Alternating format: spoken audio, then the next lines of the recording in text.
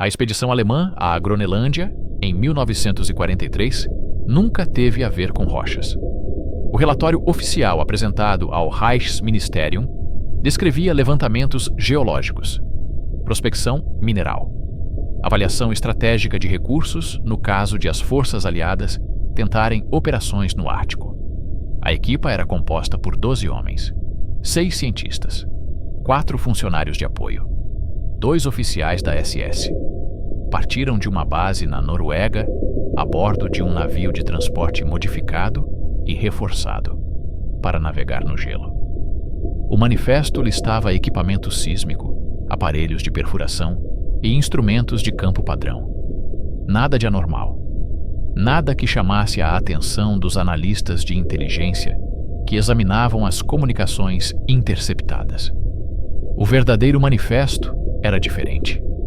Enterrada num ficheiro trancado num cofre a bordo do navio, estava uma lista de equipamentos que não tinham nada a ver com um levantamento geológico. Receptores de rádio calibrados para frequências muito fora das bandas de comunicação padrão. Osciloscópios capazes de exibir formas de onda com resolução de microsegundos. Dispositivos de gravação que usavam fio magnético em vez de papel, projetados para capturar sinais rápidos demais para serem transcritos por operadores humanos. E um dispositivo construído em um laboratório em Munique, que não tinha nome oficial, mas era referido em memorandos internos como o ressonador. O ressonador era o motivo da expedição. Todo o resto era um disfarce. 3 meses antes, um físico chamado Klaus Bergmann apresentou as suas descobertas a um pequeno grupo dentro da SS Ahnenerbe, a organização encarregada de pesquisar assuntos históricos e científicos alinhados com a ideologia do Reich. Bergmann não era membro do partido, não era político. Era um radioastrônomo que passou anos a estudar ruídos atmosféricos, radiação solar e os sinais fracos que chegavam à Terra vindos de além da ionosfera. Ele encontrou um padrão. O padrão apareceu nos dados coletados ao longo de 18 meses por uma estação de escuta na Baviera. Pulsos fracos, regulares, ocorrendo em grupos separados por intervalos que variavam, mas seguiam uma relação matemática que Bergmann havia rastreado até a mecânica orbital. Alguém ou algo estava a transmitir. Não da Terra, não do Sol, de algum lugar no sistema solar externo. E o sinal estava a ficar mais forte. Bergmann calculou a trajetória da fonte, extrapolou o seu percurso com base nas mudanças Doppler na frequência do sinal. E chegou a uma conclusão que deveria tê-lo feito ser considerado delirante. A fonte estava a mover-se, numa órbita que a levaria ao sistema solar interior num futuro distante, décadas à frente, talvez mais calculável, previsível. Ele chamou a fonte de Objeto K e apresentou uma segunda descoberta que chamou a atenção de pessoas importantes. O sinal não se originava apenas no espaço. Tinha ecos, reflexos, provenientes de pontos específicos na Terra. Um desses pontos era na Groenlândia. As coordenadas fornecidas por Bergmann eram remotas, longe de qualquer povoação, no interior da camada de gelo. Mas quando cruzadas com levantamentos geomagnéticos realizados anos antes, a localização correspondia a uma anomalia. Uma região onde as leituras da bússola deviam, onde o gelo era mais espesso do que nas áreas circundantes. Mas o radar sugeria vazios por baixo, um lugar que tinha sido anotado, arquivado e esquecido. Até que os dados de Bergmann sugeriram que estava a transmitir. O líder da expedição era Hauptsturmführer Werner Kessler, 32 anos de idade, veterano de campanhas na Polônia e França, transferido para o Ahnenerbe não por suas credenciais acadêmicas, mas por sua capacidade de gerenciar operações difíceis em ambientes hostis. Kessler não entendia a ciência. Ele não precisava. Seu trabalho era levar a equipa até as coordenadas, protegê-los enquanto trabalhavam e trazer de volta tudo o que encontrassem. O navio chegou à costa leste da Groenlândia no início de setembro. O gelo estava a recuar, mas ainda era espesso o suficiente para bloquear a passagem. Eles descarregaram na plataforma de gelo e estabeleceram um acampamento base. Abrigos pré-fabricados, depósitos de combustível, caixes de suprimentos. Os cientistas montaram seus equipamentos, enquanto os homens de Kessler estabeleceram um perímetro e prepararam trenós de transporte para a viagem ao interior. Bergman não estava com eles. Ele fora proibido de participar da expedição. Muito valioso. Muito essencial para ser arriscado em campo. Em vez disso, seu assistente, um físico mais jovem chamado Otto Falk, carregava as anotações de Bergman e operava o ressonador. Falk estava nervoso, magro, não feito para o frio, mas ele conhecia o equipamento melhor do que qualquer outra pessoa da equipa. A viagem para o interior durou 11 dias, puxando trenós pelo gelo, navegando por fendas, dormindo em tendas que mal mantinham o calor. O tempo estava brutal. Ventos que cortavam todas as camadas de roupa. Temperaturas que tornavam as ferramentas de metal dolorosas ao toque, mesmo com luvas. 2 homens ficaram com queimaduras de frio. Um trenó quebrou o gelo frágil e teve de ser abandonado com metade da sua carga. Mas eles chegaram às coordenadas. O local parecia-se com qualquer outro trecho de gelo. Plano, branco, infinito. A única indicação de que algo poderia ser diferente era uma leve descoloração na neve. Uma mancha onde a superfície era mais lisa, menos texturizada, como se algo abaixo estivesse a irradiar calor. Não muito, apenas o suficiente para alterar a forma como os cristais de gelo se formavam. A equipa montou acampamento e começou a perfurar. O gelo era denso, o progresso era lento. A 15 metros de profundidade, encontraram uma camada de sedimentos. A 20 metros de profundidade, a broca rompeu um espaço aberto. O ar saiu do buraco. Ar quente. Não muito quente, mas mais quente do que a superfície. A diferença de temperatura era suficiente para causar condensação. Gelo se formou ao redor do local da perfuração, espalhando-se em padrões que pareciam regulares demais para serem aleatórios. Kessler ordenou que luzes fossem baixadas no buraco. Os feixes revelaram uma cavidade, uma câmara. As paredes eram de gelo, mas eram lisas, polidas, refletindo a luz de maneiras que o gelo natural não refletia. E no fundo, 30 metros abaixo da superfície, havia um piso. Não era gelo, não era rocha. Era algo escuro, plano. A equipa desceu com cordas. Falk trouxe o ressonador. Os outros cientistas carregavam instrumentos, câmaras, ferramentas de amostragem. Kessler e um dos seus homens desceram armados, procurando ameaças que nenhum deles conseguia definir, mas que todos sentiam. A câmara era maior do que o buraco da broca sugeria. Aproximadamente circular, 40 metros de diâmetro. O teto era curvo, como uma cúpula, encontrando as paredes em transições suaves, sem marcas de ferramentas, sem costuras. O piso era do mesmo material escuro visto de cima. Quando tocado, era frio, mas não tão frio quanto o gelo. Duro, mas não quebradiço. Absorvia o som. Os passos ecoavam estranhamente, como se o espaço fosse maior e menor do que parecia. Falk instalou o ressonador no centro da câmara. O dispositivo zumbiu ao ligar. Os tubos de vácuo brilharam.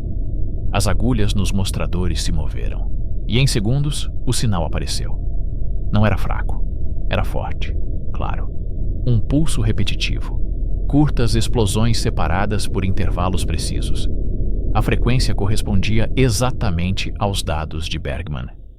Mas aqui, sob o gelo, o sinal não era um eco distante. Era imediato, presente, como se a própria câmara fosse a fonte. Falk registrou tudo: a forma de onda, o tempo, as variações de amplitude. Ele ajustou as configurações do ressonador, varrendo as frequências, e encontrou harmônicos, sobretons, camadas de sinal aninhadas dentro do pulso primário. A estrutura era complexa, muito mais complexa do que qualquer coisa natural, muito mais complexa do que qualquer coisa que a tecnologia humana da época pudesse produzir. Um dos cientistas, um geofísico chamado Müller, examinou o chão. Ele raspou amostras, testou a dureza, passou um ímã pela superfície. O material não era metal, não era pedra. Não reagiu a nenhum dos testes padrão. Mas quando ele colocou um elétrodo contra ele e aplicou corrente, a superfície brilhou, levemente. Uma luz azul pálida que se espalhou do ponto de contato em ondulações. O brilho pulsava, em sincronia com o sinal do ressonador. Kessler ordenou fotografias, amostras, documentação. A equipa trabalhou rapidamente. A câmara não estava quente o suficiente para ser confortável. A respiração congelava no ar. Os dedos ficavam dormentes, apesar das luvas. Mas a urgência não era apenas física. Havia uma sensação, indizível, de que a câmara estava ciente deles, que descer até ela tinha desencadeado algo. Falk foi o primeiro a perceber. O sinal estava a mudar. Não na frequência, não na amplitude, mas no padrão. Os intervalos entre os pulsos estavam a encurtar. Microsegundos de cada vez. Quase imperceptíveis, mas mensuráveis. O sinal estava a acelerar. Ele relatou isso a Kessler. Kessler ordenou que a equipa terminasse e se preparasse para subir. Mas antes que pudessem arrumar o equipamento, o chão começou a zumbir. Não alto, uma vibração baixa, mais sentida do que ouvida. O material escuro sob os seus pés ressoava. O brilho azul intensificou-se, espalhou-se. Linhas apareceram no chão, geométricas, irradiando do centro, onde ficava o ressonador. As linhas formavam formas, círculos dentro de círculos, ângulos que se conectavam de maneiras que doíam aos olhos. Müller afastou-se da borda de uma das linhas brilhantes. Ele não queria tocá-la. Nenhum deles queria. Mas as linhas continuaram a se espalhar. Em segundos, cobriram todo o chão. A câmara encheu-se de luz pálida. As sombras mudaram. Moviam-se independentemente das pessoas que as projetavam. Então, o som começou. Não vinha do ressonador. Vinha das paredes. Um tom, profundo, ressonante. Combinava com o zumbido do chão, mas era mais alto, mais cheio. As paredes de gelo vibraram. Gelo caiu do teto em camadas. O tom aumentou. Lentamente, gradualmente. E à medida que aumentava, as linhas no chão começaram a pulsar mais rápido. Falk desligou o ressonador. O dispositivo ficou em silêncio. Mas a câmara não. O tom continuou. As linhas continuaram. O que quer que tivesse sido ativado não dependia do equipamento. Estava à espera. E o ressonador, simplesmente, o despertou. Kessler gritou ordens. A equipa agarrou o que pôde. Abandonou o resto. Correram para as cordas. Um homem escorregou no chão brilhante e caiu. Ele gritou. Não de dor, de medo. O brilho onde ele tocou o chão intensificou-se. Espalhou-se pelo seu braço. Ele puxou a mão para trás e o brilho desapareceu. Mas a sua mão ficou marcada, pálida, congelada. Como se o chão tivesse drenado o calor da sua pele num instante. Eles o puxaram para cima. Puxaram todos para fora da câmara o mais rápido que as cordas permitiam. O último homem a subir foi Falk. Enquanto subia, ele olhou para trás. A câmara estava totalmente iluminada agora. As linhas formavam um padrão, um mapa. E no centro, onde ficava o ressonador, uma forma estava se formando. Não era sólida, não era luz. Algo entre os dois. Uma coluna, erguendo-se do chão, alcançando o teto. Falk não esperou para ver o que aconteceria a seguir. Ele subiu. Na superfície, a equipa desmontou o local da perfuração. Empacotou o equipamento que havia trazido. Deixou tudo o resto para trás. O som vindo de baixo era audível, mesmo através de 30 metros de gelo. Um ruído baixo que fazia o chão vibrar.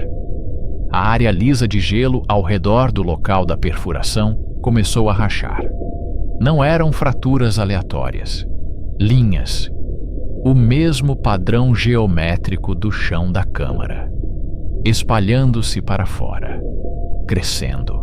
Kessler ordenou a evacuação imediata. Carregaram os trenós e partiram. Rápido, superando a exaustão. O som os seguia, diminuindo com a distância, mas nunca desaparecendo completamente. E atrás deles, o gelo estava a mudar, a subir, a desmoronar, a se remodelar de maneiras que desafiavam a física da água congelada. A viagem de volta ao acampamento base levou 9 dias. 3 homens não sobreviveram. Um caiu numa fenda que se abriu sem aviso. Os outros 2 desapareceram durante uma tempestade. Quando os ventos cessaram, eles tinham desaparecido. Sem rastros, sem corpos. Apenas ausência. A equipa restante chegou à costa. Carregaram o navio. Partiu para a Noruega. Kessler apresentou um relatório. Mínimo. Conciso. A expedição tinha encontrado condições de gelo instáveis. Os levantamentos geológicos estavam incompletos. Recomenda não realizar mais operações na região até que as condições melhorem. O relatório real foi para um escritório diferente. Codificado. Entregue em mão. Incluía as gravações de Falk, as fotografias, as amostras de Müller. E uma única recomendação: não voltar. As amostras foram analisadas num laboratório em Berlim. O material foi identificado como desconhecido. A composição não correspondia a nenhum elemento ou composto nas bases de dados existentes. Era inerte em todos os testes padrão. Mas quando exposto a frequências de rádio específicas, brilhava. E o brilho durava horas após o sinal parar. Como se o material estivesse a armazenar energia, segurando-o, esperando para liberá-lo. Falk foi interrogado, depois isolado. Não teve permissão para publicar. Não teve permissão para discutir as suas descobertas. Passou o resto da guerra trabalhando isoladamente em projetos que eram classificados acima do seu nível de segurança. Após a guerra, ele desapareceu. Sem registros de morte. Sem documentos de imigração. Sem vestígios. Bergman continuou o seu trabalho. Rastreando o objeto K. Aperfeiçoando os seus cálculos. Prevendo a sua trajetória. Ele era a única pessoa fora da expedição que sabia o que tinha sido encontrado na Groenlândia. E ele compreendeu o que isso significava. O sinal não era aleatório, não era natural. Era um farol, ou uma chave, girando uma fechadura que a humanidade não sabia que existia. Em 1996, um quebra-gelo que conduzia pesquisas climáticas passou perto das coordenadas da expedição de 1943. O seu radar de penetração no solo detectou uma anomalia. Um vazio sob o gelo, maior do que o esperado, com uma forma invulgarmente irregular. Os dados foram assinalados, arquivados. Passaram por vários canais até chegarem a alguém que reconheceu a localização. Foi reunida uma pequena equipa, discreta, sem perfil de missão oficial. Voaram para a Groenlândia. Perfuração, descida. E encontraram a câmara. Ainda lá estava, inalterada.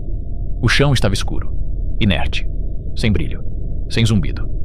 Mas o padrão era visível, gravado na superfície, permanente. Montaram o equipamento, sensores modernos, gravadores digitais, e esperaram. Durante 3 dias, nada aconteceu. Então, no 4º dia, o equipamento registrou um sinal. Fracos, distantes, vindos não da câmara, mas do espaço. Um pulso, regular, estruturado. A frequência correspondia aos dados de Bergman de 50 anos antes. Correspondia às gravações de Falk. E quando cruzaram as referências temporais com os dados astronômicos, encontraram a fonte.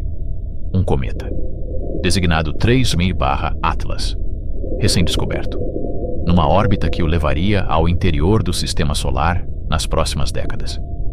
O sinal da câmara ativava-se quando o cometa cruzava um limiar específico, uma distância, um alinhamento, algo que acionava a rede da qual a câmara fazia parte. A equipa gravou tudo. Depois selou o local. Desabou o túnel de acesso. Enterrou-o sob gelo e rocha. Os dados foram classificados, trancados em arquivos que exigiam autorizações que a maioria dos governos não reconhecia como existentes. E a câmara, nas profundezas do gelo da Gronelândia, ficou em silêncio novamente, à espera, a ouvir, pronta para acordar, quando o 3I/Atlas regressasse e o sinal se tornasse forte o suficiente para girar a chave mais uma vez. Em 2019, uma estudante de pós-graduação da Universidade de Copenhaga encontrou uma referência num relatório militar norueguês desclassificado. O relatório mencionava uma expedição alemã à Gronelândia em 1943. Atividade normal em tempo de guerra. Exceto que o relatório incluía uma nota de rodapé. Uma única linha indicando que combatentes da resistência norueguesa tinham interceptado transmissões de rádio da expedição que não correspondiam aos protocolos de comunicação militar padrão. As transmissões foram descritas como rítmicas, pulsantes, não verbais. A estudante solicitou os registros originais das interceptações. Foi negado. Solicitou novamente através de canais acadêmicos. Foi negado novamente. Na terceira tentativa, 2 homens em fatos sem identificação visitaram o seu dormitório. Foram educados, profissionais. Explicaram que os materiais que ela estava a solicitar ainda estavam classificados sob os acordos de partilha de informações da OTAN, que os seus pedidos tinham sido sinalizados, que continuar com as investigações resultaria em complicações para a sua carreira acadêmica. Ela parou de perguntar, mas já tinha encontrado coordenadas no relatório norueguês. Aproximadas, vagas, mas suficientes. Ela publicou-as num fórum dedicado aos mistérios do Ártico. Em poucas horas, a publicação foi apagada. A sua conta foi suspensa. Mas capturas de ecrã tinham sido feitas, partilhadas.